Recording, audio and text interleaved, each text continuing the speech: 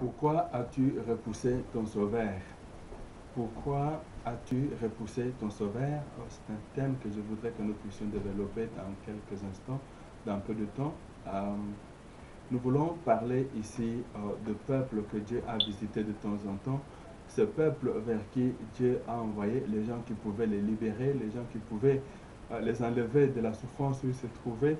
Mais il est arrivé que la plupart du fois, ces gens étaient repoussés. Dans l'Ancien Testament, il y a beaucoup d'exemples, et d'ailleurs c'est là que nous allons nous appesantir pendant ce temps. Et dans le Nouveau Testament, il y a Jésus-Christ qui est venu pour sauver l'humanité, et l'humanité l'a repoussé. L'humanité n'a pas accepté son sauveur.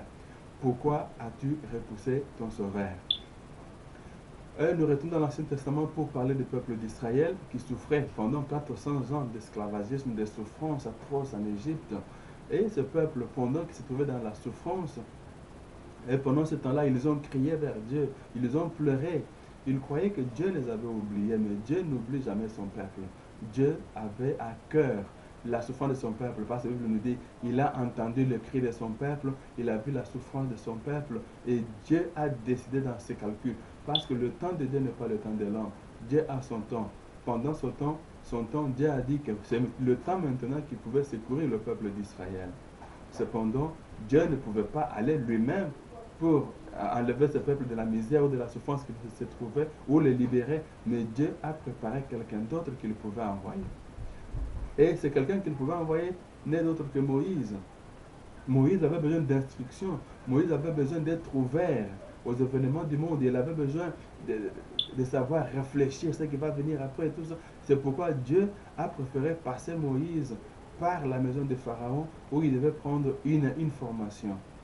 Et après qu'il ait passé cette formation dans la maison de Pharaon, Dieu a dit, Moïse, finis maintenant, tu quittes les luxes maintenant parce que tu dois aller vers mon peuple qui est ton peuple, c'est ce peuple qui souffre. Et Dieu a enlevé Moïse de la maison de Pharaon pour l'envoyer vers son peuple, pour aller vers le peuple d'Israël. Et quand Moïse est allé vers ce peuple, Dieu l'avait destiné à faire quelque chose pour ce peuple. Le travail de Moïse, la mission que Moïse avait, c'est de faire sortir le peuple d'Israël de la terre d'Égypte, de les retourner chez eux. Et cependant, quand Moïse est allé vers ce peuple ne l'a pas facilement accepté. Ici, je prends Moïse comme la figure, comme l'image de Jésus-Christ qui est venu dans le monde et le monde l'a rejeté. Moïse est allé vers le peuple d'Israël parce qu'il pouvait faire le travail que Dieu lui avait demandé de faire. Je voudrais que nous puissions lire dans la Bible. Nous lisons dans Exode au chapitre 2. Exode chapitre 2, nous lirons le verset 14. Au verset 14, la Bible nous lisons, et cet homme répondit, qui t'a établi chef et juge sur nous? Penses-tu me tuer comme tu as tué l'Égyptien? Moïse eut peur et dit, certainement la chose est connue. Cependant, il y avait un Égyptien qui était maltraité. Moïse s'est imposé. Il a pris parti pour l'Égyptien qui était maltraité. Et l'autre fois, maintenant, c'était les enfants de Dieu, et même entre eux qui se chamailler, qui se battaient. Il est venu pour les séparer. Il y a celui qui l'avait vu qui dit, qui t'a établi chef sur nous? Pourquoi tu viens faire ce travail? Nous n'avons pas besoin de toi, tu n'es pas chef sur nous. Et Moïse avait peur. Cependant, Dieu l'avait appelé, non seulement pour qu'il soit chef sur ce peuple d'Israël, mais surtout qu'il soit libérateur. Mais ici, nous voyons que le peuple le rejette, on dit qu'il t'a établi chef sur nous. Cependant, les rôles qu'il avait à jouer en Égypte, en faveur du peuple d'Israël, étaient des rôles plus grands que celui d'un chef. Il jouait les rôles d'un libérateur. Et voilà que le peuple d'Israël ne comprenait pas ces choses. Cependant, l'armée de Dieu est en train de travailler. Et ce que Dieu fait, les gens le comprennent toujours beaucoup plus tard, beaucoup plus longtemps après. Mais à l'immédiat, là, personne ne pouvait pas comprendre ce que Dieu est en train de faire avec Moïse pour libérer le peuple d'Israël. Jusqu'à ce que le jour va venir.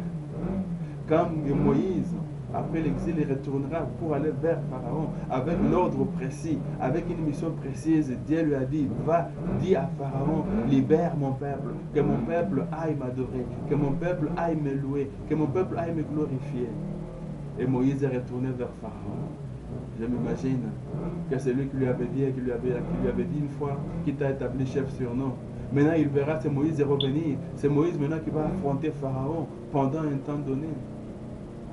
Et celui-là, maintenant, cette personne verra ce même Moïse devant toute une foule de peuples, de gens, en train de les conduire hors d'Égypte. Je pense qu'il pouvait se poser la question, ce n'est pas celui-là qui j'avais demandé qui t'a établi chef sur nous. Mais cependant, aujourd'hui, il est plus grand que le chef.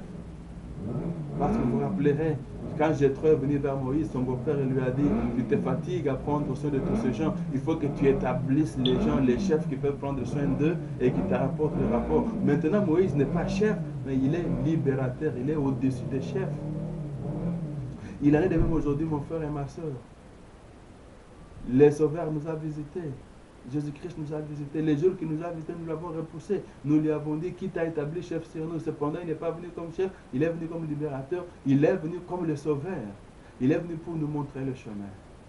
Dans ta vie, mon frère, dans ta vie, ma soeur, tu peux avoir rejeté aussi Christ. Tu peux lui avoir posé la question qui t'a établi chef sur moi. Mais cependant, il peut te dire aujourd'hui qu'il n'est pas seulement chef sur toi, mais il est libérateur et il est ton sauveur.